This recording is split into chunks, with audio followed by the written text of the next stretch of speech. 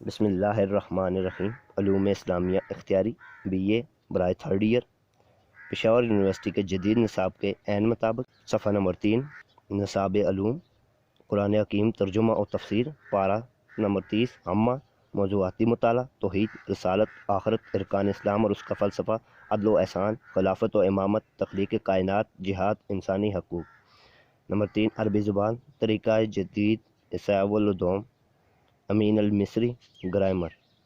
Number 4، grammar, کلمہ اور اس کی اقسام، اسم کی اقسام، معرفہ اور نکرہ، تذکیر و تانیث، واحد تثنیہ اور جمع، اسم، فعل اور جمع، مرکبات، مفرد اور غیر مفرد، فعل کی اقسام، ماضی، مضارع اور امر۔ اب ہم جاتے ہیں صفحہ نمبر 4 پر، قرآن حکیم، پارہ نمبر 30، ترجمہ و تفسیر، صفحہ نمبر 7، سورۃ النباء، صفحہ نمبر 7، سورۃ النحل، صفحہ نمبر 20، سورۃ العبس، صفحہ نمبر 34، سورۃ التکویر، صفحہ نمبر 46، سورۃ الانفطار، صفحہ نمبر 55، سورۃ المطففین، صفحہ نمبر 60، سورۃ الانشقاق، صفحہ نمبر 70، سورۃ البروج، صفحہ نمبر 77، سورۃ الطارق، صفحہ نمبر 84، سورۃ الاعلیٰ، صفحہ نمبر 88، سورۃ الغاشیہ، صفحہ نمبر 94، سورۃ الفجر، صفحہ نمبر 99، سورۃ البلد، صفحہ نمبر 108، سورۃ الشمس، صفحہ نمبر 114، سورۃ اللیل، صفحہ نمبر 118، سورۃ الضحیٰ، صفحہ نمبر 124، صفحہ نمبر 5، سورۃ العلم نشرح، صفحہ نمبر 127، سورۃ التین، صفحہ نمبر 130، سورۃ الحلق، صفحہ نمبر 132، سورۃ القدر، صفحہ نمبر 137، سورۃ البیضہ، صفحہ نمبر 140، سورۃ الزلزال، صفحہ نمبر 143، سورۃ العادیات، صفحہ نمبر 145، سورۃ القاریہ، صفحہ نمبر 148، سورۃ التکاثر، صفحہ نمبر 151، سورۃ الحشر، صفحہ نمبر 153، سورۃ الحمزہ، صفحہ نمبر 155، سورۃ الفیل، صفحہ نمبر 157، سورۃ القریش، صفحہ نمبر 159، سورۃ الماعون، صفحہ نمبر 160، سورۃ الکوثر، صفحہ نمبر 162، سورۃ الکافرون، صفحہ نمبر 164، سورۃ النصر، صفحہ نمبر 165، سورۃ اللہ، صفحہ نمبر 166، سورۃ الاخلاص، صفحہ نمبر 168، سورۃ الفلق، صفحہ نمبر 170، سورۃ الناس، صفحہ نمبر 172، قرآن کا موضوعاتی مطالعہ، صفحہ نمبر 174، توحید، صفحہ نمبر 175، رسالت، صفحہ نمبر 182، آخرت، صفحہ نمبر 192، ارکان اسلام اور اس کا فلسفہ، صفحہ نمبر 200، عدل، صفحہ نمبر 227، احسان، صفحہ نمبر 235، جہاد، صفحہ نمبر 241، انسانی حقوق، صفحہ نمبر 247، خلافت و امامت، صفحہ نمبر 256، تخلیق کائنات، صفحہ نمبر 262، عیسیٰ، گرامر، صفحہ نمبر 270۔ بسم اللہ الرحمن الرحیم۔ قرآن مجید ترجمہ و تفسیر، سورۃ النباء، آیات نمبر 1 تا 5۔ بسم اللہ الرحمن الرحیم۔ عما یتساءلون عن النبأ العظیم الذی هم فیہ مختلفون قل سیعلمون ثم قل سیعلمون۔ بمعنی ترجمہ، لوگ آپس میں کسی چیز کے بارے میں پوچھ گچھ کر رہے ہیں، کیا اس سے بڑی خبر قیامت کے بارے میں یہ مختلف رائے رکھتے ہیں؟ ہرگز نہیں، عنقریب انہیں معلوم ہو جائے گا، ہرگز نہیں، عنقریب انہیں معلوم ہو جائے گا۔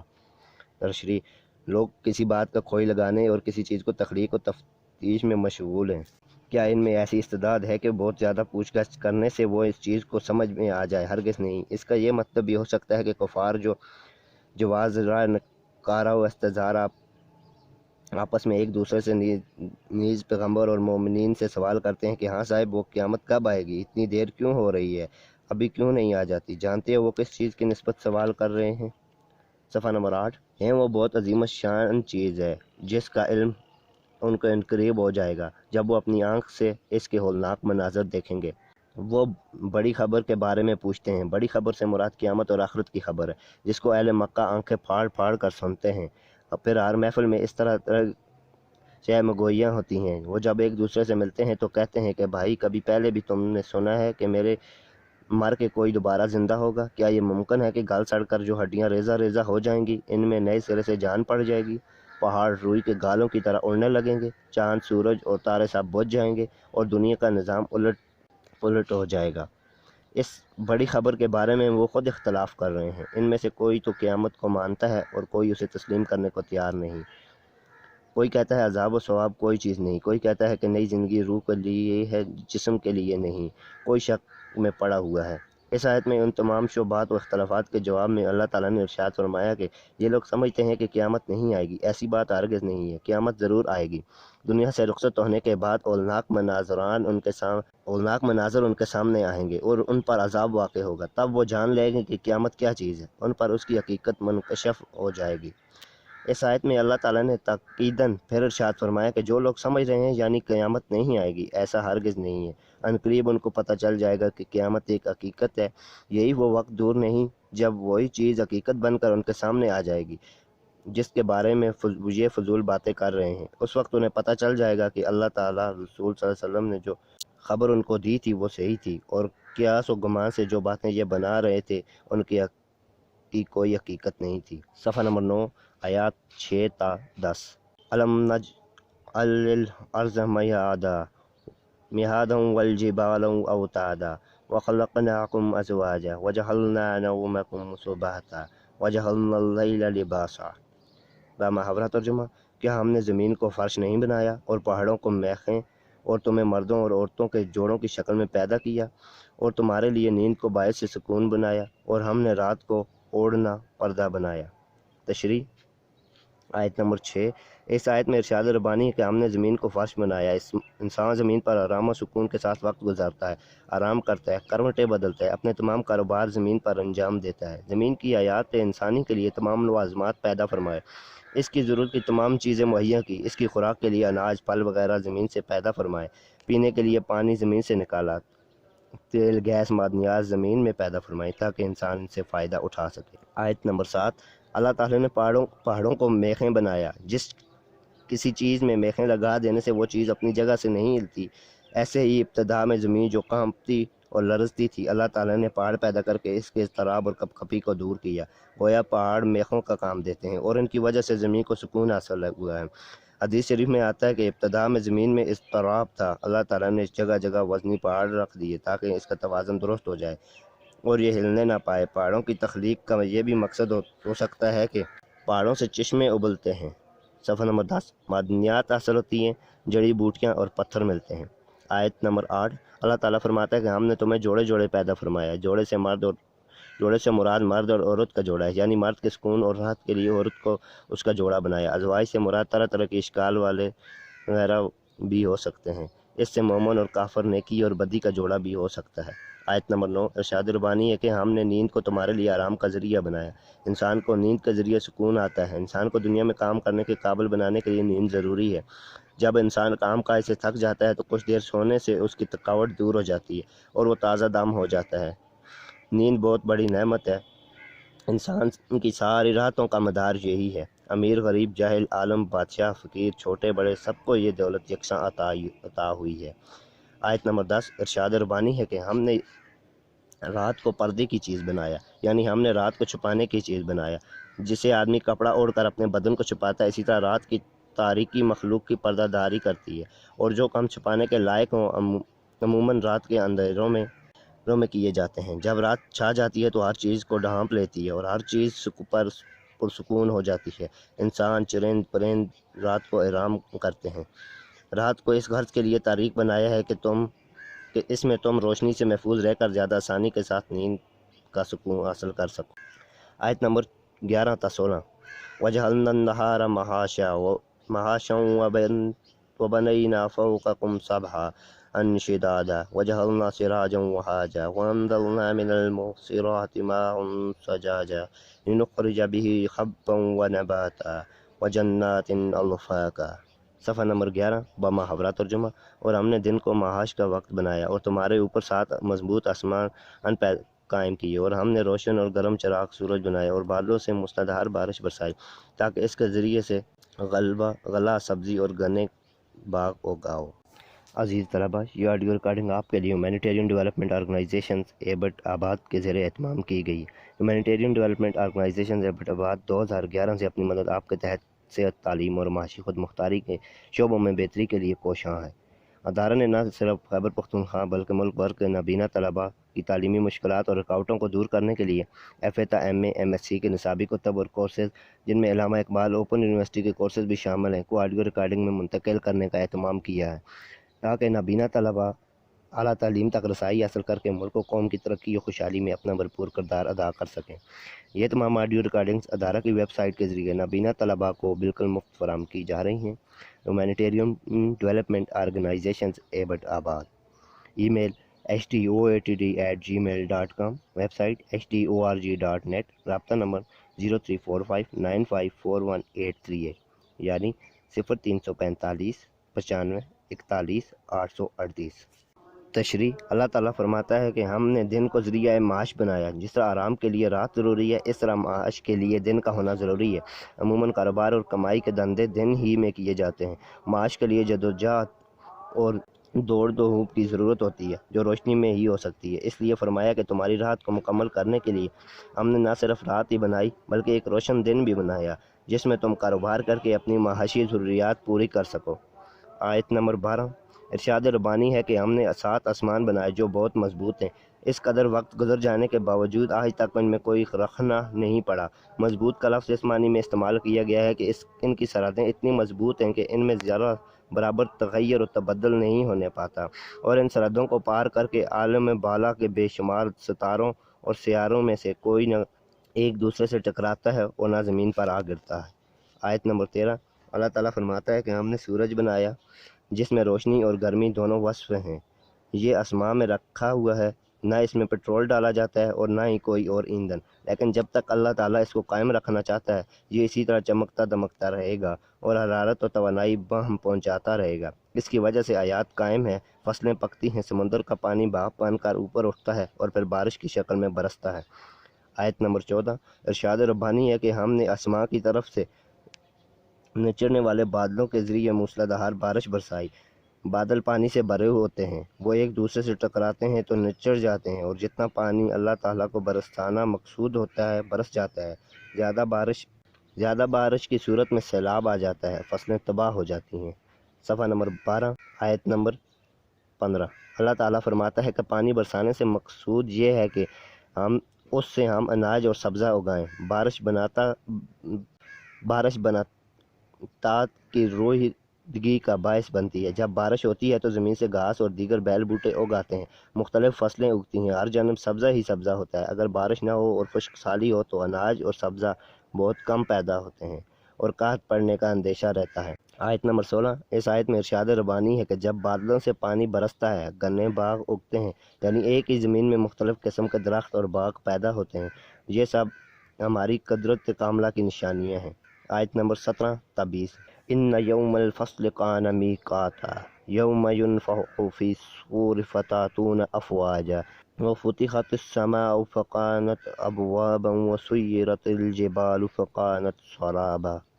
بمحاورہ ترجمہ: بے شک فیصلے کا دن ایک مقرر وقت ہے، جس روز سور میں پھونک ماری جائے گی، تم فوج در فوج نکل آؤ گے اور آسمان کھول دیا جائے گا حتیٰ کہ وہ دروازے بند کر رہ جائے گا اور پہاڑ چلائے جائیں گے یہاں تک کہ وہ سیراب ہو جائیں۔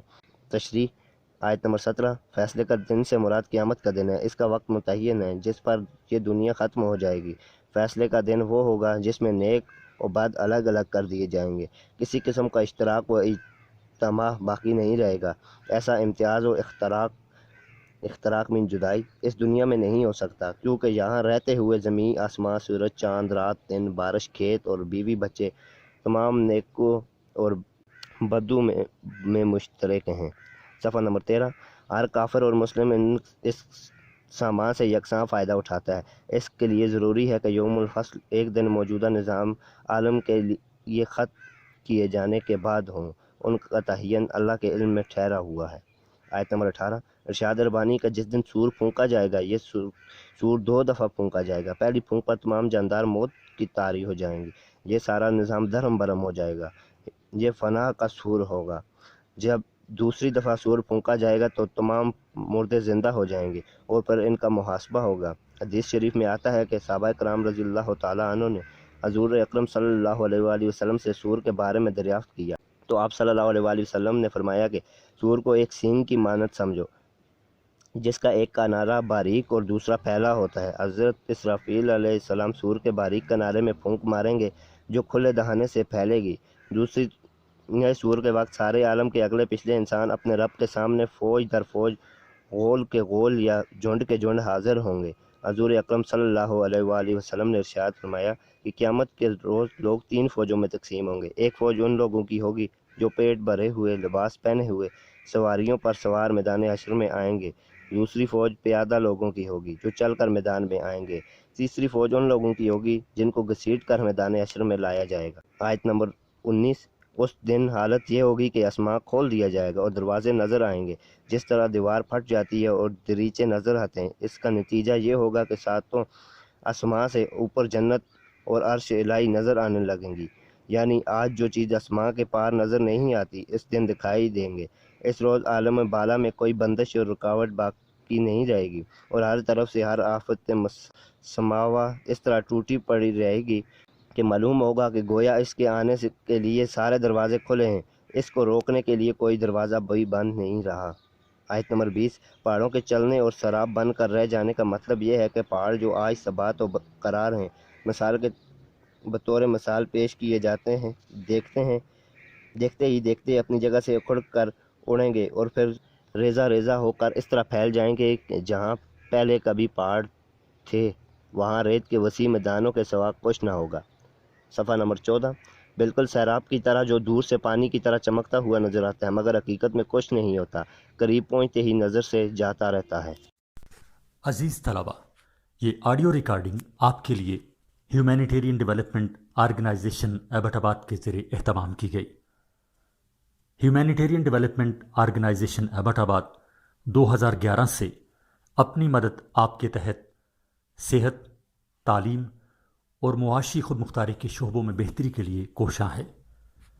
ادارہ نے نہ صرف خیبر پختونخوا بلکہ ملک بھر کے نابینا طلباء کی تعلیمی مشکلات اور رکاوٹوں کو دور کرنے کے لیے FA تا ماسٹرز لیول کی نصابی کتب اور کورسز، جن میں علامہ اقبال اوپن یونیورسٹی کے کورسز بھی شامل ہیں، کو آڈیو ریکارڈنگ میں منتقل کرنے کا اہتمام کیا ہے تاکہ نابینا طلباء اعلیٰ تعلیم تک رسائی حاصل کر کے ملک و قوم کی ترقی اور خوشحالی میں اپنا بھرپور کردار ادا کر سکیں۔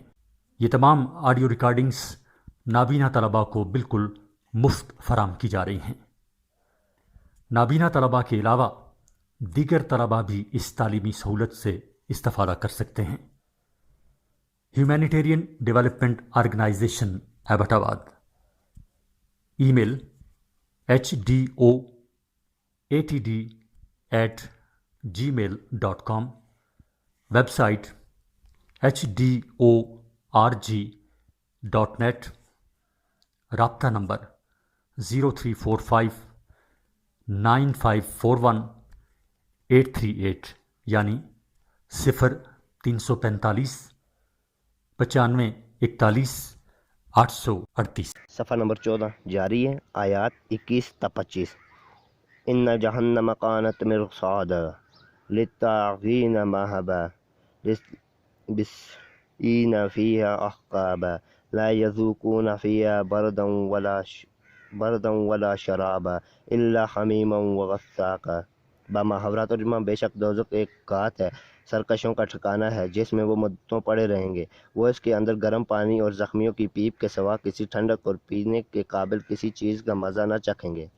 تشریح: آیت نمبر 21۔ بے شک دوزخ ایک گھات کی جگہ ہے۔ گھات اس جگہ کو کہتے ہیں جو شکار کو پھانسنے کے لیے بنائی جائے تاکہ وہ بے خبری کی حالت میں آئے اور اچانک اس میں پھنس جائے۔ دوزخ کے لیے یہ لفظ اس لیے استعمال کیا گیا ہے کہ اللہ کے باغی لوگ سرکش دنیا میں بے خوف ہو کر اچھل کود کرتے پھر رہے ہیں اور یہاں کسی کو کسی پکڑ کا خطرہ نہیں، لیکن ان کے لیے ایک چھپی ہوئی گھات ہے جس میں وہ یکا یک پھنس جائیں گے، وہ پھنس ہی رہ جائیں گے، یعنی دوزخ گناہگاروں، نافرمانوں، خدا کی توحید اور قیامت کے منکرین کے انتظار میں ہے کہ وہ کب اس کا شکار بنتے ہیں۔ آیت نمبر 22۔ دوزخ سرکشوں کا ٹھکانہ ہے۔ سرکشی کرنے والے لوگ جنہوں نے اطاعت کی بجائے معصیت کا راستہ اختیار کیا، ظلم و زیادتی کرتے رہے، ان کا ٹھکانہ یقیناً جہنم ہے۔ صفحہ نمبر 15۔ جہنم اور فرشتے ایسے لوگوں کا انتظار کر رہے ہیں۔ آیت نمبر 23۔ سرکشوں کا ٹھکانہ جہنم ہے جس میں وہ بے انتہا زمانوں تک پڑے رہیں گے۔ قرآن کے قرن پڑے رہیں گے، کرن کے کرن گزرتے چلے جائیں گے اور ان کا مصیبت کا خاتمہ نہ ہوگا۔ عقاب عقب کی جمع ہے۔ بعض مصفرین فرماتے ہیں کہ عقب 80 سال کے برابر ہے۔ حضرت علی رضی اللہ تعالیٰ عنہ کا قول ہے کہ ایک عقب 80 سال کا ہوتا ہے، اور ایک سال 12 مہینے کا، اور ایک مہینہ 30 دن کا ہوتا ہے، اور ایک دن موجودہ دنیا کے حساب سے 1000 سال کے برابر ہے۔ اس لحاظ سے قیامت کا ایک عقب اس دنیا کے 2,86,00,000 سال کے برابر ہے، اور منکرین کو اتنے عرصہ تک وہاں رہنا ہوگا۔ آیت نمبر 24۔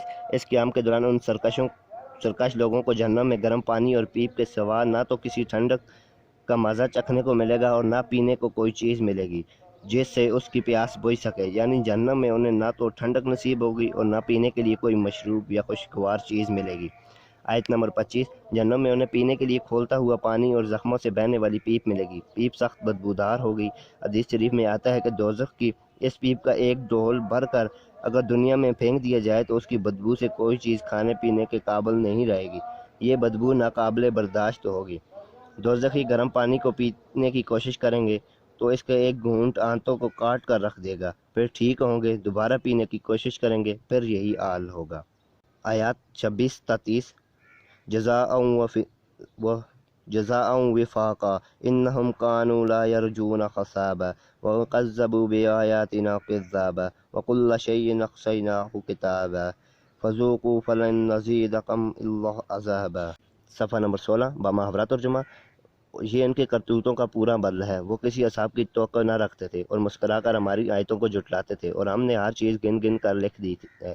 اب مزہ چکھو، ہم تمہارے لیے عذاب کے سوا کسی چیز میں اضافہ نہ کریں گے۔ تشریح۔ آیت نمبر 26۔ اس آیت میں ارشاد ربانی ہے کہ جو سزا ان کے لیے جہنم میں دی جائے گی ان کے عقائد باطلہ اور اعمال سیئہ کے مطابق ہوگی، ان کے ساتھ پورا نصاب ہوگا، اور ان میں کوئی زیادتی نہ ہوگی۔ جو سزائے کفار و مشرکین اور بدکردار لوگ پائیں گے وہ ان کے اعمال بد کا پورا بدلہ ہوگی۔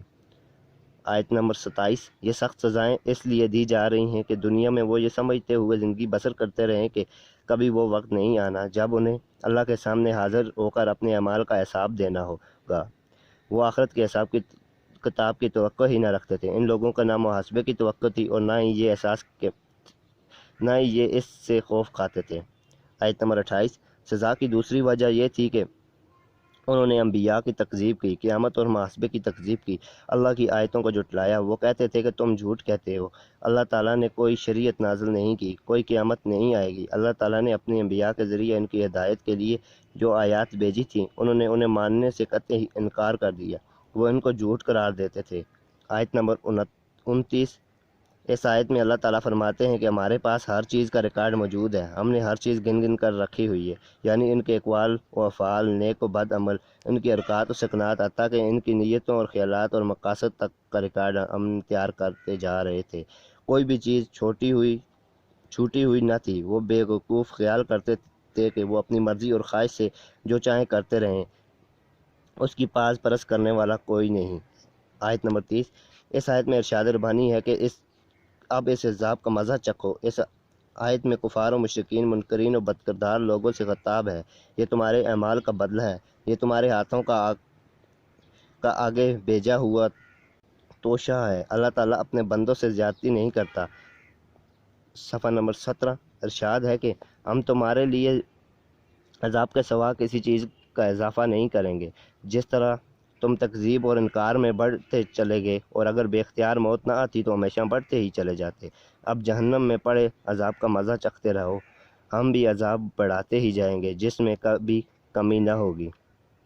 آیات نمبر 31 تا 35۔ ان المتقین مفازا حدائق وعنابا وقواعب اترابا وقاسا دعاقا لا يسمعون فيها لغوا ولا کذابا۔ بامحاورہ ترجمہ۔ بے شک خدا سے ڈرنے والوں کے لیے کامیابی ہے، ان کے لیے باغات اور انگور ہیں، اور نوخاستہ ہم عمر عورتیں ہیں، اور چھلکتے ہوئے جام ہیں، وہاں وہ کوئی لغو اور جھوٹی بات نہ سنیں گے۔ تشریح۔ آیت نمبر 31۔ اس آیت میں اہل ایمان کا ذکر ہے، ان کے لیے آخرت میں کامیابی ہے۔ جو لوگ یہ وہ لوگ ہیں جو اس دنیا میں خدا سے ڈرتے ہیں، اللہ کے احکامات کے مطابق زندگیاں گزارتے ہیں، وہ کامیاب و کامران ہوں گے، ان کا ٹھکانہ بہشت ہوگا۔ آیت نمبر 32۔ ارشاد ربانی ہے کہ پرہیزگار لوگوں کے کھانے اور سیر کے لیے باغات اور انگور ہوں گے، باغات میں طرح طرح کے میوے ہوں گے۔ آیت نمبر 33۔ اللہ سے ڈرنے والے لوگوں کا دل بہلانے کے لیے، ان کے ذہنی آرام اور سکون کے لیے نوخاستہ ہم عمر عورتیں ہوں گی، یہ عورتیں پاکیزہ ہوں گی۔ آیت نمبر 34۔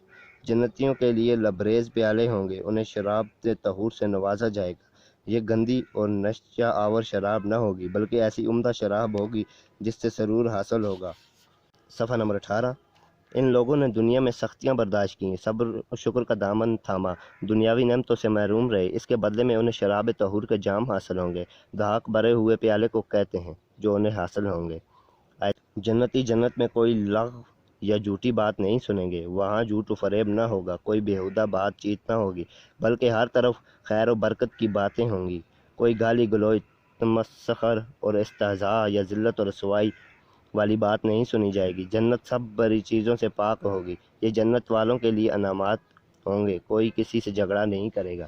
آیت 36 تا 40۔ جزاء من ربک عطاء حسابا رب السماوات والارض وما بینہما الرحمن لا یملکون منہ خطابا یوم یقوم الروح والملائکۃ صفا لا یتکلمون الا من اذن له الرحمن وقال صوابا ذلك اليوم الحق فمن شاء اتخذ الى ربه مآبا ان انذرناکم عذابا قریبا یوم ینظر المرء ما قدمت یداہ ویقول الکافر یا لیتنی کنت ترابا۔ محاورہ ترجمہ: یہ تمہارے رب کی طرف سے بدلہ اور عذاب سے انعام ہے جو بہت مہربان ہے، اور آسمان و زمین اور جو کچھ اس کے اندر ہے ہر چیز کا مالک ہے، جس کے سامنے کسی کو بولنے کا چارہ نہیں سوائے اس کے جس کو اس نے اجازت دی، اور جو ٹھیک بات کہے وہ دن ہے برحق ہے۔ صفحہ نمبر 19۔ اب جس کا جی چاہے اپنے رب کی طرف پلٹنے کا راستہ اختیار کرے، ہم نے تم لوگوں کو اس عذاب سے ڈرایا جو قریب آ لگا ہے، جس روز آدمی وہ سب کچھ دیکھ لے گا جو اس کے ہاتھوں نے آگے بھیجا ہے، اور کافر پکار اٹھے گا کہ کاش میں خاک ہوتا۔ تشریح: آیت نمبر 36۔ اس آیت میں ارشاد ربانی ہے کہ قیامت کے روز رتی رتی کا حساب ہو کر بدلہ ملے گا، جنتیوں کو اپنے رب کی طرف سے انعامات ملیں گے، درجات حاصل ہوں گے، ان کی صرف وہی جزا نہیں ملے گی جس کا وہ اپنے نیک اعمال کی بنا پر مستحق ہوں گے، بلکہ اس پر انہیں انعام اور کافی انعام بھی دیا جائے گا، یہ سب کچھ اس کی رحمت سے ہے، ورنہ اس پر کسی کا قرض یا جبر نہیں۔ آدمی اپنے عمل سے تو عذاب الہی سے بچ جائے تو یہی بہت مشکل ہے، رہی جنت وہ تو خالص اس کے فضل اور رحمت سے ملتی ہے۔ آیت نمبر 37۔ وہ زمین و آسمان کا مالک ہے، اور ہر چیز کا جو آسمان و زمین کے درمیان موجود ہے، وہ زمین و آسمان اور فضا میں پائی جانے والی ہر چیز کا خالق اور مالک ہے، اور ہر چیز کو درجہ کمال تک پہنچانے والا بھی وہی ہے، وہ نہایت ہی مہربان ہے، یہ اس کی مہربانی ہے کہ متقین کو اعلیٰ مقام حاصل ہوں گے۔ میدان حشر میں دربار الہی کا یہ رعب ہوگا کہ اہل زمین ہوں یا اہل آسمان، کسی کو بھی یہ مجال نہ ہوگی کہ از خود اللہ تعالیٰ کی حضور زباں کھول سکے یا عدالت کے کاموں میں مداخلت کر سکے، ہر چھوٹا بڑا اس کے سامنے عاجز بندہ کی حیثیت سے پیش ہوگا، ملائکہ، مقربین، شہداء، صالحین، مومنین سب عاجز ہوں گے، کسی کو بھی اس کے سامنے بات کرنے کی جرأت نہ ہوگی۔ آیت نمبر 38۔ روز قیامت حضرت جبرائیل علیہ السلام اور دیگر فرشتے قطار در قطار کھڑے ہوں گے، وہاں کوئی بات نہ کر سکے گا سوائے اس کے جس کو اللہ تعالیٰ نے اجازت دی ہو، اور وہ بھی ٹھیک بات کرے گا۔ ٹھیک بات سے مراد وہ بات ہے جس کی اجازت دی گئی ہو اور جس کی وہ سفارش کرے گا، اس لیے ضروری ہے کہ کلمہ توحید پر ایمان رکھتا ہو۔ اس دن کوئی بھی سفارش اللہ کی اجازت کے بغیر نہ ہو سکے گی، حتیٰ کہ حضور اکرم صلی اللہ علیہ وآلہ وسلم جو اللہ کے سب سے زیادہ مقرب ہیں، وہ بھی اللہ کی اجازت سے سفارش کریں گے۔ صفحہ نمبر 20۔ بخاری اور مسلم میں روایت ہے کہ حضور اکرم صلی اللہ علیہ وآلہ وسلم ارشاد ہے کہ میں اللہ تعالیٰ کے سامنے سجدہ ریز ہو جاؤں گا، اللہ فرمائے گا، اے محمد صلی اللہ علیہ وسلم، اپنا سر اٹھاؤ اور سوال کرو، تمہاری سفارش قبول کی جائے گی۔ آیت نمبر 39۔ یہ دن یعنی روز قیامت یقینی آنا ہے، سو جس کا جی چاہے اور جو کوئی ان اس کے حالات سن کر اپنی بہتری چاہے وہ اس کے لیے تیاری کر لے اور اپنے رب کے پاس اپنا ٹھکانہ بنا لے، یعنی نیک عمل کرے اور وہاں نیک ٹھکانہ ملے۔ اس دنیا میں اللہ تعالیٰ نے اختیار دیا ہے، نیک و بد جو راستہ چاہو اختیار کر لو۔ آیت نمبر 40۔ ارشاد ربانی ہے کہ ہم نے تمہیں قریب آنے والے عذاب سے ڈرایا ہے، خبردار کر دی ہے۔ اللہ تعالیٰ نے اپنے انبیاء کے ذریعے حجت تمام کر دی ہے تاکہ روز حساب تم یہ نہ کہہ سکو کہ ہمیں تو کوئی بتانے والا، ڈرانے والا ہی نہیں تھا۔ اور اس دن آدمی دیکھے گا کہ جو کچھ اس نے ہاتھوں سے آگے بھیجا، یعنی محشر میں وہ اپنے اعمال کو اپنی آنکھوں سے دیکھ لے گا۔ اس کا حساب کتاب ہوگا، پھر اس کے مطابق جزا و سزا ہوگی۔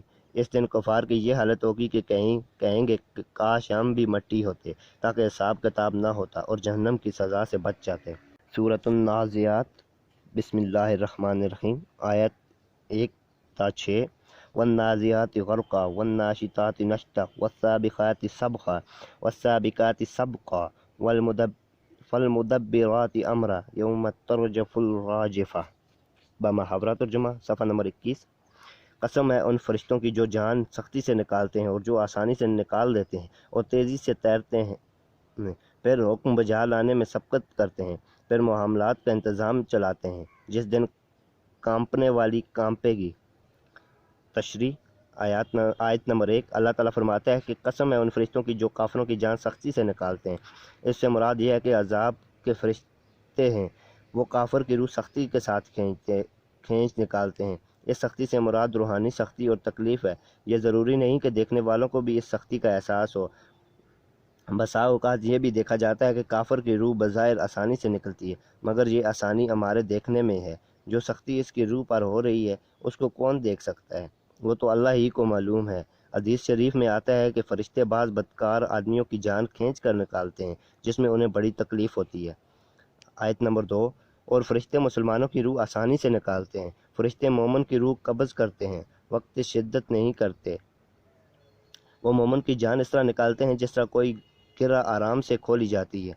یہاں آسانی سے روحانی مراد ہے، جسمانی نہیں۔ کسی مسلمان بلکہ مرد صالح کو بوقت موت نزع روح میں دیر لگنے سے یہ نہیں کہا جا سکتا کہ اس پر سختی ہو رہی ہے، اگرچہ جسمانی طور پر یہ سختی دیکھی جاتی ہے۔ اصل وجہ یہ ہے کہ کافر کو نزع روح کے وقت ہی برزخ کا عذاب سامنے آ جاتا ہے، اس کی روح اس سے گھبرا کر چھپنا چاہتی ہے، فرشتے کھینچ کر نکالتے ہیں اور مومن کی روح کے سامنے عالم برزخ کا ثواب، نعمتیں اور بشارتیں آ جاتی ہیں تو اس کی روح تیزی سے ان کی طرف جاتی ہے۔ آیت نمبر 3۔ فرشتے مومن کی روح کو لے کر زمین سے آسمان کی طرف اس سرعت و سہولت سے چلتے ہیں کہ گویا بے روک ٹوک پانی پر تیرتے ہیں۔ وہ احکام الہی کی تعمیل میں اس طرح تیزی سے رواں دواں رہتے ہیں جیسے وہ فضا میں تیر رہے ہیں۔ مراد یہ ہے کہ فرشتے انسان کی روح قبض کرنے کے بعد اس تیزی سے آسمان کی طرف لے جاتے ہیں۔ صفحہ نمبر 22، آیت نمبر 4۔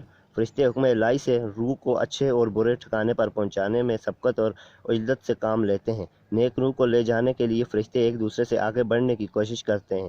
حدیث شریف میں آتا ہے کہ نیک روح کو لے جانے کے لیے فرشتے ایک دوسرے سے سبقت لے جانے کی کوشش کرتے ہیں اور اسے پاکیزہ لباس میں لے جاتے ہیں۔ آیت نمبر 5۔ ارشاد ربانی ہے کہ یہ فرشتے امر الہی سے تدبیر کرتے ہیں۔ امر الہی کی تدبیر و انتظام کرنے والے یعنی ان فرشتوں کا آخری کام ہوگا کہ جس روح کو ثواب اور راحت دینے کا حکم ہوگا اس کے لیے راحت کا سامان جمع کر دیں، اور جس کو عذاب و تکلیف میں ڈالنے کا حکم ہوگا اس کے لیے اس کا انتظام کر دیں۔ بس فرشتے اللہ کے حکم کے مطابق تدبیر کرتے ہیں۔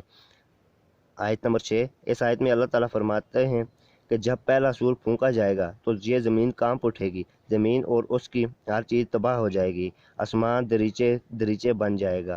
مطلب یہ کہ ہر چیز اپنی جگہ قائم نہیں رہے گی، اور جب کانپنے والی کانپے گی تو ہر چیز کو ہلا دے گی۔ آیات نمبر 7 تا 9۔ تتبع الرادفہ قلوب یومئذ واجفہ ابصارها غاشیہ۔ بمحاورہ ترجمہ، اور اس کے پیچھے دوسرا جھٹکا پڑے گا، کچھ دل ہوں گے جو اس روز خوف سے کانپ رہے ہوں گے، اس کی نگاہیں سہمی ہوئی ہوں گی۔ تشریح آیت نمبر 7۔ اس آیت میں اللہ تعالیٰ فرماتے ہیں کہ اس کے بعد پیچھے آنے والی آئے گی، یعنی دوسرا سور پھونکا جائے گا تو یکایک سب زندہ ہو جائیں گے، ہر چیز دوبارہ قائم ہو جائے گی، ہر چیز کو کھینچ کر دوبارہ ظاہر کر دیا جائے گا، کوئی چیز مخفی نہیں رہے گی۔ ان دونوں صفحہ نمبر 23 ان دونوں صورتوں کے درمیان 40 سال کا وقفہ ہوگا۔ حضرت شاہ صاحب لکھتے ہیں کہ اس کے بعد دوسرا بونچال آئے گا۔ آیت نمبر 8 ارشاد ربانی ہے کہ قیامت کے دن بہت سے دل دھڑکنے والے ہوں گے، ان پر خوف طاری ہوگا۔ قرآن پاک کی روح سے صرف کفار و فجار اور منافقین ہی پر قیامت کے روز غول طاری ہوگا۔ مومنین صالحین اس غول سے محفوظ ہوں گے۔ انتہائی گھبراہٹ کا وقت ان کو ذرا پریشان نہ کرے گا، ملائکہ بڑھ کر ان کو ہاتھوں ہاتھ لیں گے۔ آیت نمبر 9 اللہ تعالیٰ فرماتا ہے کہ ذلت اور ندامت سے ان کی آنکھیں جھک رہی ہوں گی۔ ٹکٹکی باندھے لوگ دیکھیں گے کہ کیا ہو رہا ہے۔ جو چیزیں اس دنیا میں نظر نہیں آئیں وہ ظاہر ہو جائیں گی اور نظر آنے لگیں گی۔ آیات نمبر 10 تا 16 یقولون ائنا لمردودون فی الحافرہ اذا کنا عظاما نخرہ قالوا تلک اذا کرۃ خاسرہ فانما ہی زجرۃ واحدہ فاذا هم بالساہرہ هل اتاک حدیث موسیٰ اذ نادوا ربہ بالوادی المقدس طویٰ۔ بامعرفت ترجمہ، یہ لوگ کہتے ہیں کہ کیا ہم پھر لوٹائے جائیں گے جب ہم کھوکھلی ہڈیاں ہو چکے ہوں گے؟ کہنے لگے یہ تو خسارہ والی واپسی ہے، حالانکہ صرف اتنا کام ہی کہ زوردار ڈانٹ پڑے گی اور یکا یک یہ کھلے میدان میں موجود ہوں گے۔ کیا تمہیں موسیٰ علیہ السلام کے قصے کی خبر پہنچی جب اس کے رب نے اسے طویٰ کی مقدس وادی سے پکارا؟ صفحہ نمبر 24 تشریح آیت نمبر 10 منکرین قیامت کہتے ہیں قبر کے گڑھے میں پہنچ کر کیا ہم پھر الٹے پاؤں زندگی کی طرف واپس کیے جائیں گے؟ حاضرہ سے مراد پہلی حالت یعنی اس دنیا کی سی حالت ہے۔ جس طرح اس دنیا میں ہمارا روح اور جسم کا رشتہ قائم ہے، کیا اسی طرح قیامت کے روز دوبارہ اس طرح پلٹا دیے جائیں گے؟ آیت نمبر 11 کیا جب ہم بوسیدہ اور بربری ہڈیاں ہو جائیں گے، یعنی ہماری ہڈیاں اس قدر بوسیدہ ہو جائیں گی کہ چٹکی میں لینے سے ریزہ ریزہ ہو جائیں، ہم نہیں سمجھتے کہ ان کھوکھلی ہڈیوں میں دوبارہ جان پڑ جائے گی، یعنی ہم دوبارہ زندہ ہو جائیں گے۔ آیت نمبر 12 وہ کہتے ہیں کہ اگر ایسا ہوا یعنی ہمیں دوبارہ زندگی کی حالت میں واپس آنا پڑا تب تو ہم مارے گئے، یہ صورت ہمارے لیے بڑے ٹوٹے اور خسارے کی ہوگی، ہم نے تو اس کے لیے کوئی سامان نہیں کیا، اس کے بعد ہماری خیر نہیں ہے۔ وہ لوگ یہ تمسخر سے کہتے ہیں تھے، یعنی مسلمان ہماری نسبت ایسا کہتے ہیں، حالانکہ وہاں کے بعد سرے سے دوسری زندگی ہی نہیں، نقصان اور خسارہ کا یہ کیا ذکر ہے۔ آیت نمبر 13 جو لوگ قیامت کو بعید اور مشکل کہتے ہیں یہ سمجھ رہے ہیں کہ یہ کام بہت مشکل ہے، حالانکہ اللہ کے ہاں یہ کام دم بھر میں ہو جائیں گے۔ جہاں ایک ڈانٹ پلائی یعنی سور پھونکا اس وقت بلا توقف سب اگلے پچھلے میدان حشر میں کھڑے دکھائی دیں گے۔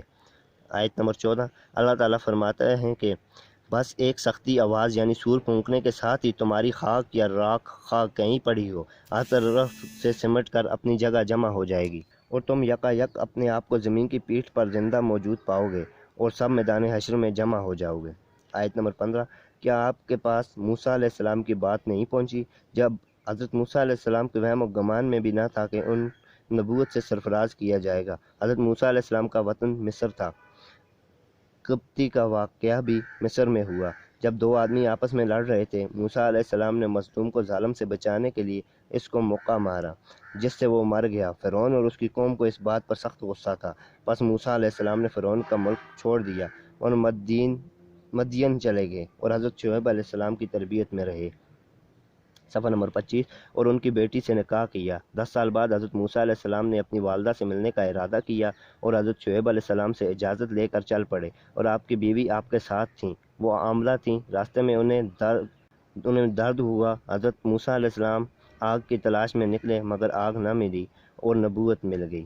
آیت نمبر 16 جب اللہ تعالیٰ نے حضرت موسیٰ علیہ السلام کو طویٰ کے مقدس وادی میں پکارا، آواز اس جاب ناری کی شکل میں آ رہی تھی جو آگ کی شکل میں ظاہر ہوا تھا، مگر وہ آگ اس دنیا والی آگ نہ تھی جو جلا ڈالے، بلکہ اس کی وجہ سے درختوں کے پتے اور زیادہ روشن اور سرسبز ہو گئے۔ الغرض انہوں نے گھاس کے تنکوں کو جمع کیا تاکہ وہاں سے آگ حاصل کر سکیں۔ جب اس مقام پر پہنچے تو آواز آئی، موسیٰ میں اللہ ہوں، آپ مقدس وادی میں ہیں، اپنے جوتے اتار دیں۔ حضرت موسیٰ علیہ السلام آگ لینے کے لیے گئے تھے، رحمت خداوندی جوش میں آئی اور ان کو نبوت عطا فرما دی۔ آیات 17 تا 20 اذهب إلى فرعون إنه طغى فقل هل لك إلى أن تزكى وأهديك إلى ربك فتخشى فأراه الآية الكبرى۔ بمحاورہ ترجمہ، فرعون کے پاس جاؤ، وہ سرکش ہو گیا ہے، اس سے کہو کہ کیا تو اس کے لیے تیار ہے کہ تو سنور جائے اور میں تجھے تیرے رب کی طرف رہنمائی کروں، پھر تجھ کو اس کا ڈر ہو۔ پھر موسیٰ علیہ السلام نے اس کو بڑی نشانی دکھائی۔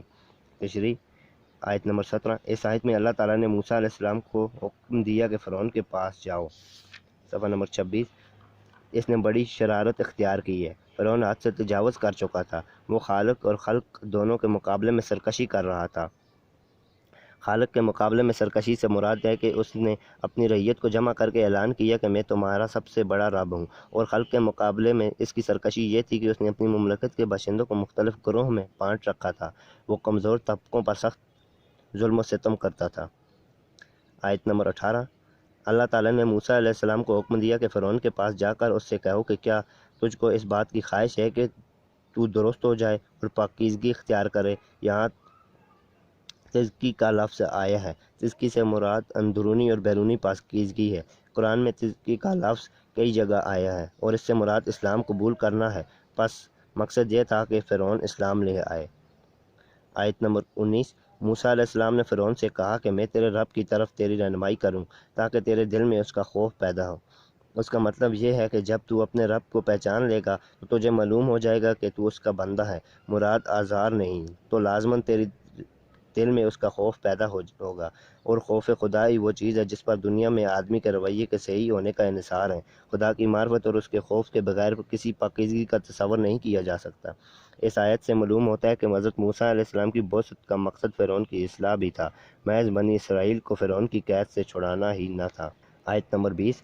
حضرت موسیٰ علیہ السلام نے فرعون کے پاس جا کر اللہ کا پیغام پہنچایا اور اس کو حجت تمام کرنے کے لیے سب سے بڑی نشانی یا معجزہ یعنی ان کے عصا لاٹھی کا اژدہا بنا دکھایا۔ اللہ تعالیٰ نے موسیٰ علیہ السلام کو دو عظیم نشانیاں یا معجزات عطا فرمائے تھے، ایک عصا، دوسرا ید بیضا۔ نبی کے لیے معجزہ علت نہیں ہوتا، البتہ اس کی صداقت کی علامت ہوتا ہے۔ حضرت موسیٰ علیہ السلام نے فرعون کو اپنا عصا دکھایا جو سانپ کی شکل میں تبدیل ہو گیا تھا۔ پیج نمبر 27، آیات 21 تا 25۔ فَكَذَّبَ وَعَصَىٰ ثُمَّ أَدْبَرَ يَسْعَىٰ فَحَشَرَ فَنَادَىٰ فَقَالَ أَنَا رَبُّكُمُ الْأَعْلَىٰ فَأَخَذَهُ اللَّهُ نَكَالَ الْآخِرَةِ وَالْأُولَىٰ۔ بمحاورہ ترجمہ، مگر اس نے جھٹلایا اور نہ مانا، پھر دوڑتا ہوا پیٹھ پھیر کر چلا اور لوگوں کو جمع کر کے اس نے پکار کر کہا، میں تمہارا سب سے بڑا رب ہوں۔ تو اللہ نے اس کو دنیا اور آخرت کے عذاب میں پکڑ لیا۔ تشریح آیت نمبر 21۔ وہ ملعون ماننے والا کہاں تھا؟ اس نے حضرت موسیٰ علیہ السلام کی تکذیب کی اور انہیں جھٹلایا، ان کی بات نہ مانی، اتباع کرنے کی بجائے الٹا افترا باندھا۔ آیت نمبر 22۔ پھر فرعون حضرت موسیٰ علیہ السلام سے جدا ہو کر ان کے خلاف کوششیں کرنے لگا۔ وہ اس فکر میں لگا کہ لوگوں کو جمع کر کے اور جادوگروں کی تلاش کر کے بلوائے کہ وہ موسیٰ کے معجزات کا مقابلہ کریں۔ آیت نمبر 23۔ اس نے تمام مصر سے جادوگروں کو بلوایا تاکہ حضرت موسیٰ علیہ السلام کا مقابلہ کریں، اور ایک مجمع عام میں ان سے لاٹھیوں اور رسیوں کے عیدے سانپ بنوا کر لوگوں کو دکھائے تاکہ انہیں یقین آ جائے کہ موسیٰ کوئی نبی نہیں بلکہ جادوگر ہیں۔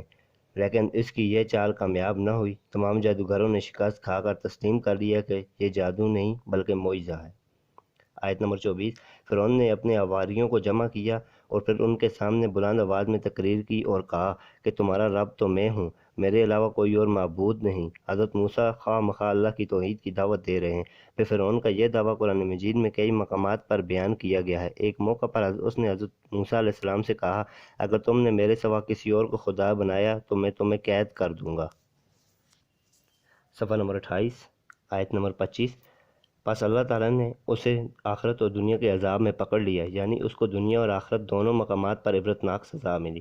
دنیا میں اس کا جو حشر ہوا وہ سب کے سامنے ہے، اور اس کی فوج دریا میں غرق ہو گئی۔ پانی نے فرعون کی لاش کو اس حالت میں باہر پھینک دیا کہ اس نے ذرا پہن رکھی تھی، تھوڑی سی ناک کٹی ہوئی تھی۔ آخرت میں تو وہ دائمی سزا کا مستحق ہوگا ہی اور جہنم میں اپنے حواریوں سمیت داخل ہوگا۔ آیات نمبر 26 تا 30۔ ان فی ذلک لعبرۃ لمن یخشی انتم اشد خلقا ام السماء بناها ورفع سمكها فسواها وأغطش ليلها وأخرج ضحاها والأرض بعد ذلك دحاها۔ بامعنی ترجمہ، بے شک اس میں بڑی عبرت ہے ہر اس شخص کے لیے جو ڈرے۔ کیا تم لوگوں کی تخلیق زیادہ مشکل کام ہے یا آسماں کی؟ اللہ نے اس کو بنایا، اس کی چھت خوب اونچی اٹھائی، پھر اس کو توازن قائم کیا، اس کی رات کو تاریک کر دیا اور دن کو روشن کیا، اس کے بعد زمین کو بچھایا۔ تشریح آیت نمبر 26۔ بے شک یہ واقعہ عبرت ناک ہے۔ آج بھی جو لوگ فرعون جیسی سرکشی کریں گے ان کا حشر بھی فرعون کی طرح ہوگا۔ اس میں لوگوں کے لیے مقام عبرت ہے، اور یہ ان لوگوں کے لیے عبرت ہے جن کو خوف اور عاجزی پائی جاتی ہے۔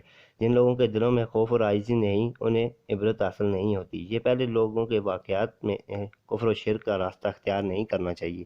یہ تباہی اور بربادی کا راستہ ہے۔ ایمان اور ہدایت کے راستے پر چل کر ہی کامیابی حاصل ہو سکتی ہے۔ پیج نمبر 29، آیت نمبر 27۔ کفار اور مشرکین موت کے بعد دوبارہ زندہ ہونے پر یقین نہیں رکھتے تھے۔ اس بات کو سمجھانے کے لیے اللہ تعالیٰ نے آسماں کو بطور دلیل پیش کیا ہے۔ ارشاد ہے، انسان جیسی چھوٹی سی چیز کو پیدا کرنا مشکل ہے یا آسمان جیسی بڑی چیز کو پیدا کرنا؟ اللہ تعالیٰ نے تو آسمان جیسی بڑی چیز کو پیدا فرمایا، اس کے مقابلہ میں انسان کیا چیز ہے؟ یعنی تمہارا پیدا کرنا اور بھی ایک مرتبہ پیدا کر چکنے کے بعد، یعنی دوبارہ پیدا کرنا آسمان اور زمین اور پہاڑوں کے پیدا کرنے سے زیادہ مشکل تو نہیں ہے۔ جب اتنی بڑی چیزوں کا خالق اس کو مانتے ہو تو پھر اپنی دوبارہ پیدائش میں کیوں تردید ہے؟ آیت نمبر 28۔ اللہ تعالیٰ نے آسماں کو بنایا اور اس کی چھت کو اونچی اٹھایا اور اس میں توازن پیدا فرمایا، اس کو درست کیا کہ کہیں اس میں شفوق و فطور، پھٹا ہوا یا جوڑ و پیوند تو نہیں، اس میں کوئی اونچ نیچ یا ناہمواری نظر نہیں آتی۔ خیال کرو کہ آسمان کس قدر اونچا، کتنا مضبوط، کیسا صاف، ہموار اور کس درجے مرتب و منظم ہے۔ اپنی تخلیق کے زور سے لے کر آج تک اسی طرح مکمل ہے۔ آیت نمبر 29۔ اللہ تعالیٰ نے آسماں بنایا اور سورج کا تعلق آسماں سے قائم کیا۔ اللہ تعالیٰ نے کس قدر زبردست انتظام اور باقاعدگی کے ساتھ سورج کی رفتار سے رات اور دن بنائے۔ رات کو تاریک بنایا، پھر دن نکالا۔ رات کے اندھیروں میں اس کا سما کچھ اور ہے اور دن کے اجالے میں ایک دوسری شان نظر آئی ہے۔ آیت نمبر 30۔ اس کے بعد اللہ تعالیٰ نے زمین بنائی۔ زمین کا اس طریقے پر بچھانا کوئی معمولی بات نہیں ہے۔ یہ زمین کو بچھانے کی وجہ سے ہے کہ اس پر موجود ہر چیز اپنے اپنے معمول پر ہے۔ سمندر کو پانی کو زمین کے ساتھ وابستہ کر دیا تاکہ انسان اس سے اچھے طریقے سے مستفید ہو سکے۔ آیات نمبر 31 تا 35۔ اخرج منها ماءها ومرعاها والجبال ارساها متاعا لكم ولانعامكم فاذا جاءت الطامة الكبرى یوم یتذکر الانسان ما سعی۔ بامعنی ترجمہ، صفحہ نمبر 30۔ زمین کے اندر سے پانی اور چارہ نکالا اور پہاڑوں کو اس میں گاڑ دیا تمہارے اور تمہارے مویشیوں کے فائدے کے لیے۔ پھر جب وہ ہنگامہ عظیم برپا ہو گیا جس روز انسان اپنا سب کیا دھرا دیکھے گا۔ تشریح آیت نمبر 31۔ زمین کی تخلیق کے بعد اللہ تعالیٰ نے نوح انسان کو سب سے اہم ضرورت زمین سے پانی نکالا۔ کہیں یہ پانی چشموں کی صورت میں زمین سے نکالا، کہیں جھیلوں کی صورت میں، اور کہیں زمین سے نہریں چلا دیں۔ پھر اس پانی کی بدولت سبزہ پیدا فرمایا۔ یہاں سبزہ سے مراد تمام نباتات ہے جو انسانوں اور حیوانوں کی غذا کا کام آتی ہے۔ اس نے زمین پر پہاڑوں کو گاڑ دیا۔ یہ اپنی جگہ سے جنبش نہیں دکھاتے اور زمین کو بھی خاص قسم کے اضطرابات سے محفوظ رکھتے ہیں۔ قرآن مجید میں ایک دوسری جگہ ارشاد بیان ہوا ہے کہ پہاڑوں کو اس لیے گاڑا ہے کہ زمین ڈولنے نہ پائے، مضطرب نہ ہو جائے، اس کا توازن درست رہے۔ آیت نمبر 33۔ اللہ تعالیٰ نے یہ سب انتظام تمہارے اور تمہارے مویشیوں کے فائدے کے لیے کیے ہیں۔ ان تمام اشیاء کا پیدا کرنا تمہاری حاجت روائی اور راحت رسانی کے لیے ہے۔ تمہیں چاہیے کہ اس منعم حقیقی کا شکریہ ادا کرتے رہو اور سمجھو کہ جس قادر مطلق نے ایسے زبردست انتظامات کیے ہیں، کیا وہ بوسیدہ ہڈیوں میں روح نہیں پھونک سکتا؟ آیت نمبر 34۔ پھر ایک بڑا ہنگامہ برپا ہو گیا، یعنی قیامت آئے گی۔ جب یہ ہنگامہ واقع ہوگا تو اس سے کوئی چیز بھی نہ بچ سکے گی، ہر چیز اس کی لپیٹ میں آ جائے گی جس طرح سیلاب آتا ہے، اور کوئی چیز بھی اس سے محفوظ نہیں رہتی۔ آیت نمبر 35۔ اور انسان دیکھ لے گا جو اس نے دنیا میں کیا کہ یہ وہی محاسبہ کا دن ہے جس کی اسے دنیا میں خبر دی جا رہی تھی، قبل اس کے کہ اس کا نامہ اعمال اس کے ہاتھ میں دیا جائے۔ اسے ایک ایک کر کے اپنی وہ سب حرکتیں یاد آنے لگیں گی جو وہ دنیا میں کر کے آیا ہے۔ بعض لوگوں کو یہ تجربہ اس دنیا میں بھی ہوتا ہے کہ اگر یکایک کسی وقت کسی ایسے خطرے سے دوچار ہو جاتے ہیں، صفحہ نمبر 31، جس سے موت ان کو قریب کھڑی ہوئی نظر آتی ہے، تو ان کی پوری زندگی کی فلم ان کی چشم تصور کے سامنے یک لخت پھر جاتی ہے۔ آیات 36 تا 40، وَبُرِّزَتِ الْجَحِيمُ لِمَنْ يَرَاهُ فَأَمَّا مَنْ طَغَىٰ وَآثَرَ الْحَيَاةَ الدُّنْيَا فَإِنَّ الْجَحِيمَ هِيَ الْمَأْوَىٰ وَأَمَّا مَنْ خَافَ مَقَامَ رَبِّهِ وَنَهَىٰ النَّفْسَ عَنِ الْهَوَىٰ۔ بامحاورہ ترجمہ: اور آج دیکھنے والے کے سامنے دوزخ کھول کر رکھ دی جائے گی، پس جس نے سرکشی کی اور دنیا کی زندگی کو ترجیح دی تھی تو یقیناً اس کا ٹھکانہ جہنم ہے، اور جس نے اپنے رب کے سامنے کھڑے ہونے کا خوف کیا تھا اور اپنے نفس کو بری خواہشات سے باز رکھا تھا، جنت اس کا ٹھکانہ ہوگی۔ تشریح: آیت نمبر 36، اس دن دوزخ کو اس طرح منظر عام پر لایا جائے گا کہ ہر دیکھنے والا دیکھ سکے، درمیان میں کوئی آڑ یا پہاڑ وغیرہ عائل نہ رہے گا، ہر شخص اپنی آنکھوں سے دوزخ کو دیکھ سکے گا، دوزخ کو دوزخیوں کے قریب کر دیا جائے گا اور محاسبہ کے بعد وہ اس میں چلے جائیں گے۔ آیت نمبر 37، جس نے حق سے سرکشی کا راستہ اختیار کیا ہوگا، اپنی عقل سلیم کو مروع کار نہ لایا ہوگا، جس کا مقصد اس دنیا کی لذتیں اور فائدے تھے، خواہ کسی طرح بھی حاصل ہوں، جس نے اللہ کے حکم کی پرواہ نہ کی تھی، غلط راستے پر گامزن تھا، اس کا ٹھکانہ دوزخ ہے۔ آیت نمبر 38، جس نے شرارت کی تھی، آخرت کا منکر ہو کر دینوی زندگی کو ترجیح دی تھی، جو اپنی نفسیاتی خواہشات کا غلام تھا۔ دنیاوی زندگی کو آخرت پر ترجیح دینے سے مراد یہ ہے کہ اس شخص نے عقلی تقاضوں کو بالائے طاق رکھتے ہوئے وقوع قیامت اور جزائے عمل کا انکار کیا۔ صفحہ نمبر 32، جس نے اس فانی دنیا سے اپنا تعلق اس طور پر وابستہ کر لیا کہ آخرت کی منزل کو بھول گیا۔ آیت نمبر 39، وہ جنہوں نے حق سے سرکشی کی، آخرت کو فراموش کر دیا، دنیاوی زندگی کو ترجیح دی، جنہوں نے اپنی خواہشات کو حق کے تابع نہ رکھا بلکہ عقل کو خواہشات کے تابع رکھا، جنہوں نے برائی، کفر، شرک وغیرہ سے اجتناب نہ برتا، ان کا ٹھکانہ دوزخ ہے۔ آیت نمبر 40، اس آیت میں خوف خدا رکھنے والوں کا بیان ہے۔ ارشاد ہے کہ جو شخص اس دنیا میں اپنے رب کے سامنے کھڑے ہونے سے ڈر گیا، اپنی خواہشات کی پیروی نہ کی، اسے معلوم ہے کہ ایک نہ ایک دن اسے اپنے رب کے حضور پیش ہونا ہے اور اس کے اعمال کا حساب لیا جائے گا۔ ایسے شخص یقیناً برائی، مصیبت، شرک و کفر سے اجتناب کرتے ہیں۔ آیات 41 تا 46، فَإِنَّ الْجَنَّةَ هِيَ الْمَأْوَىٰ يَسْأَلُونَكَ عَنِ السَّاعَةِ أَيَّانَ مُرْسَاهَا فِيهِمْ أَنْتَ مِنْ ذَكْرَاهَا إِلَىٰ رَبِّكَ مُنْتَهَاهَا إِنَّمَا أَنْتَ مُنْذِرُ مَنْ يَخْشَاهَا كَأَنَّهُمْ يَوْمَ يَرَوْنَهَا وَلَمْ يَلْبَثُوا إِلَّا عَشِيَّةً أَوْ ضُحَاهَا۔ بامحاورہ ترجمہ: یہ لوگ آپ صلی اللہ علیہ وسلم سے پوچھتے ہیں کہ قیامت کب آئے گی۔ آپ صلی اللہ علیہ وسلم کا کیا کام کہ ان کو وقت بتائیں، اس کا علم تو تمہارے رب کو ہی ہے۔ آپ صلی اللہ علیہ وسلم تو صرف ان کو ڈرانے والے ہیں، ہر اس شخص کو جو اس سے ڈرے۔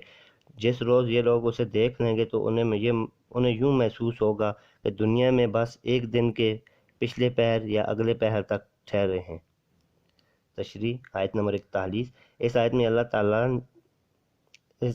میں اللہ سے ڈرنے والے لوگوں کا ذکر ہے کہ ان کا مستقل ٹھکانہ جنت ہوگا۔ یہ وہ لوگ ہوں گے جن کا مقصد حیات اللہ تعالیٰ کی خوشنودی تھی، جن کو معلوم تھا کہ ایک دن اللہ کے حضور پیش ہونا ہے۔ آیت نمبر 33، صفحہ نمبر 33، اور اپنے اعمال کا حساب دینا ہے، جو اس دنیا میں پھونک پھونک کر قدم رکھتے تھے، ان کے حق کا راستہ اپنایا اور نفسیاتی خواہشات کے تابع نہ ہوئے، ان کا ٹھکانہ جنت ہوگا۔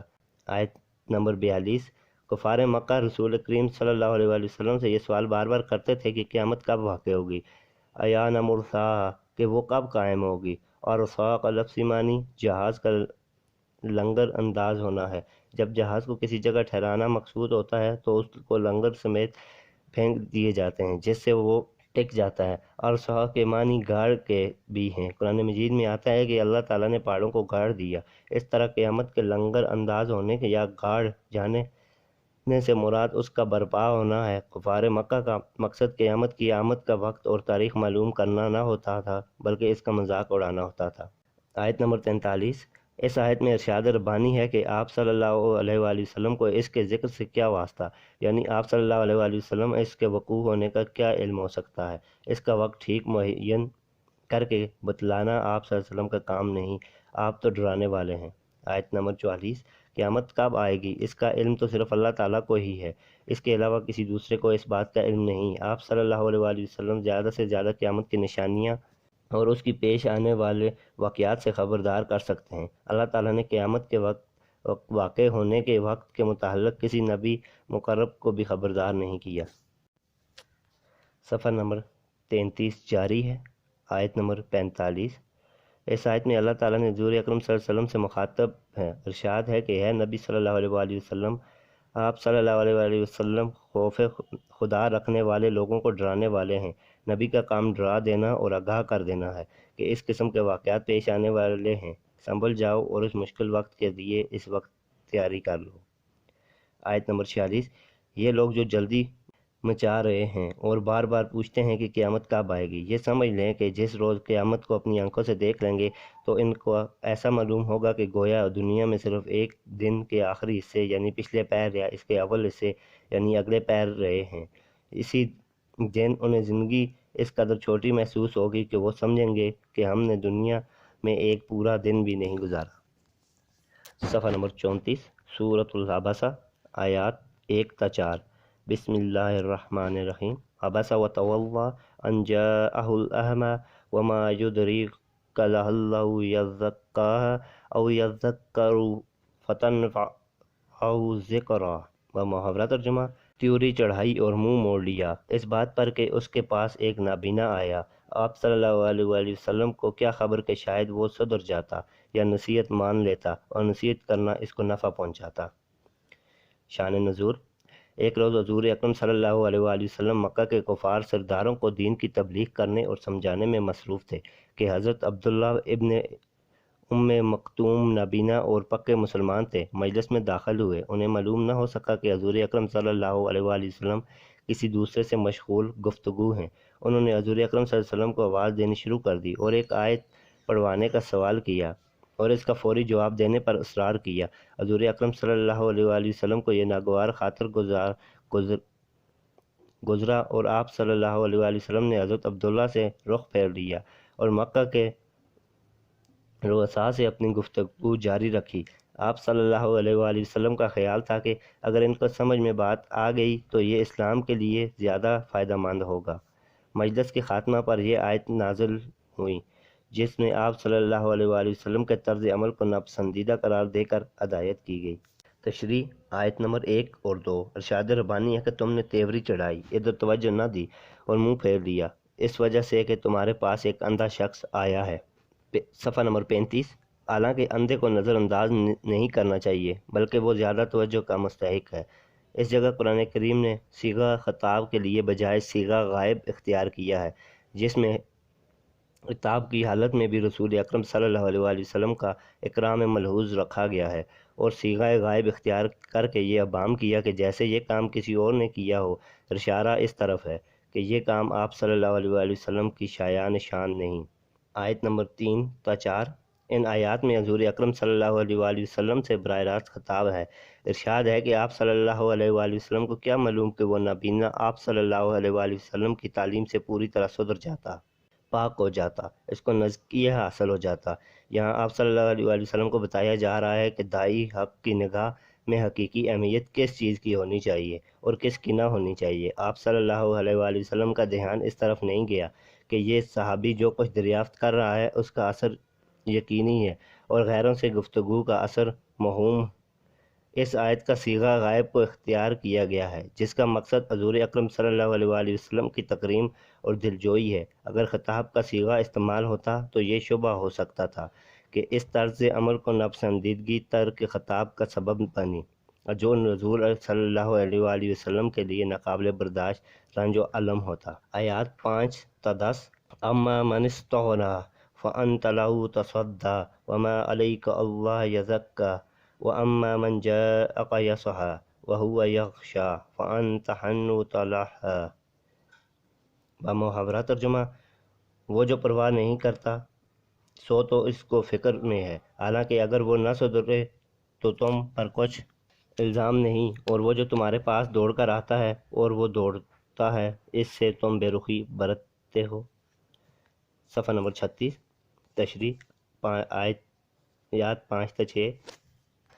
ان آیات میں ارشاد ربانی ہے کہ جو لوگ آپ صلی اللہ علیہ وآلہ وسلم سے اور آپ صلی اللہ علیہ وآلہ وسلم کے دین سے استغنا اور بے رخی برت رہے ہیں، وہ سمجھانے کے باوجود نہیں سمجھتے، وہ آپ صلی اللہ علیہ وآلہ وسلم کو نعوذ باللہ مفتری اور کذاب کہتے ہیں، آپ صلی اللہ علیہ وآلہ وسلم کو نبی ماننے کے لیے تیار نہیں، بیہودہ قسم کے اعتراضات کرتے ہیں، وہ اللہ کی کتاب کو نہیں مانتے، آپ صلی اللہ علیہ وآلہ وسلم اس کے در پہ ہیں کہ وہ کسی طرح مسلمان ہو جائیں۔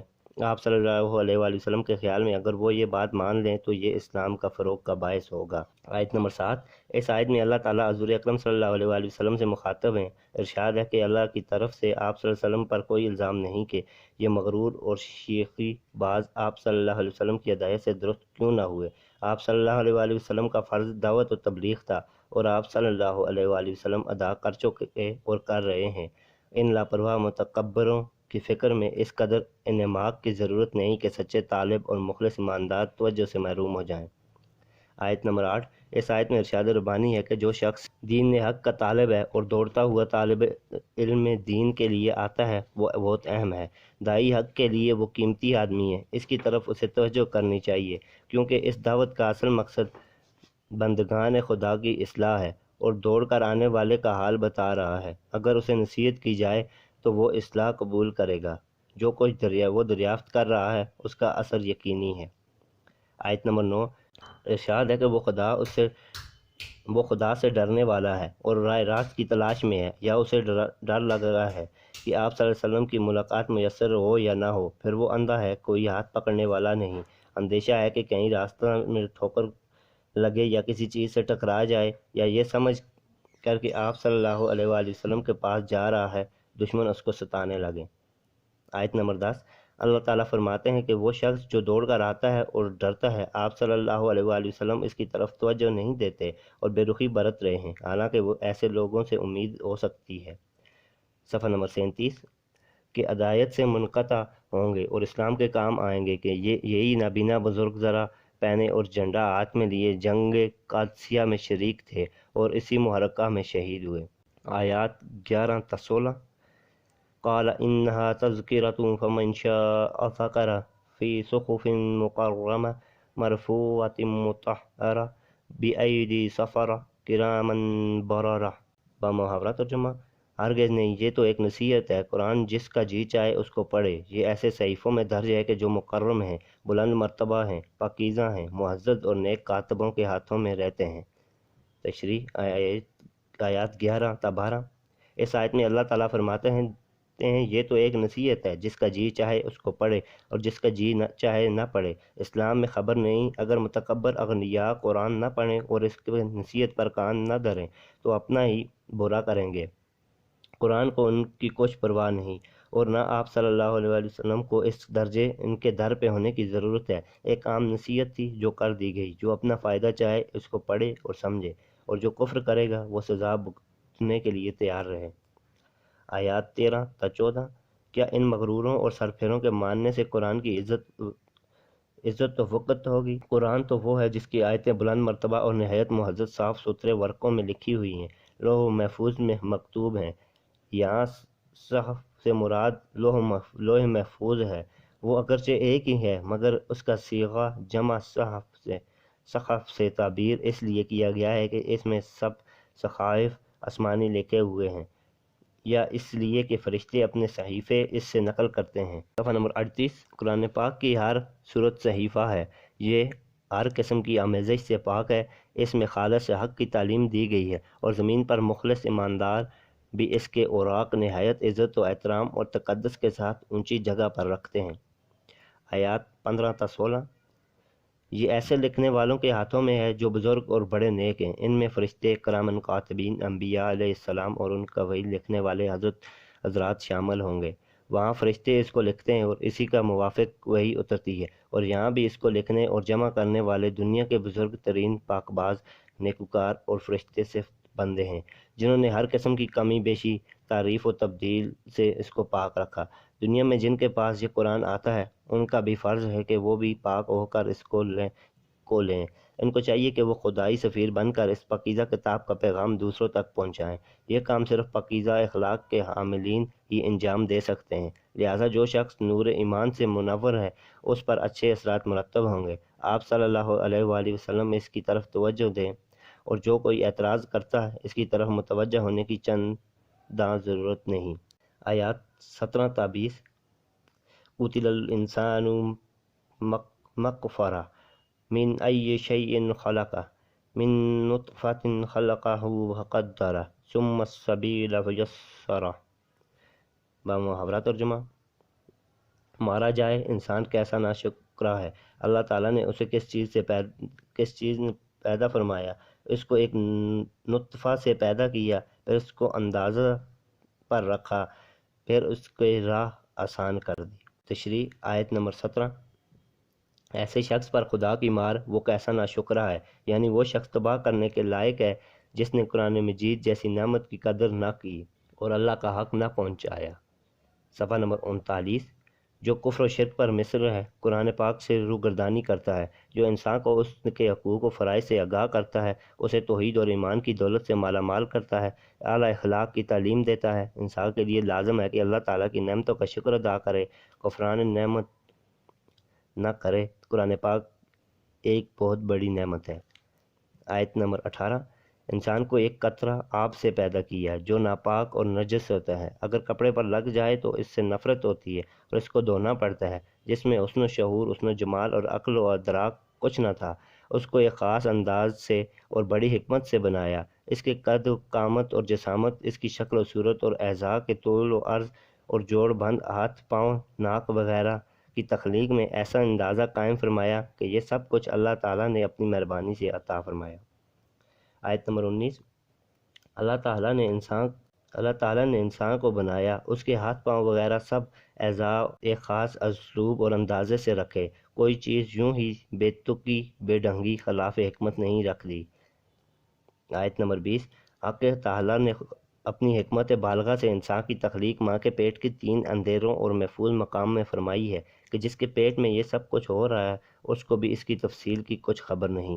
پھر یہ زندہ اور تمام اعضاء جوہر سے مکمل انسان ماں کے پیٹ میں بنا ہے، وہاں سے اس دنیا میں آنے کا راستہ بھی باوجود تنگ ہونے کے اللہ تعالیٰ کی قدرت کاملہ نے ہی آسان فرمایا کہ 4-5 پاؤنڈ کا جسم صحیح سلامت عورت کے چھوٹے سے جسم کی برآمد ہوتا ہے، اور ماں کے وجود کو بھی اس سے کوئی نقصان نہیں پہنچتا، نیز دنیا کی وہ تمام اسباب و وسائل فراہم کیے جن سے وہ کام لے سکے، ورنہ اس کے جسم اور ذہن کی ساری قوتیں بیکار ثابت ہوتیں۔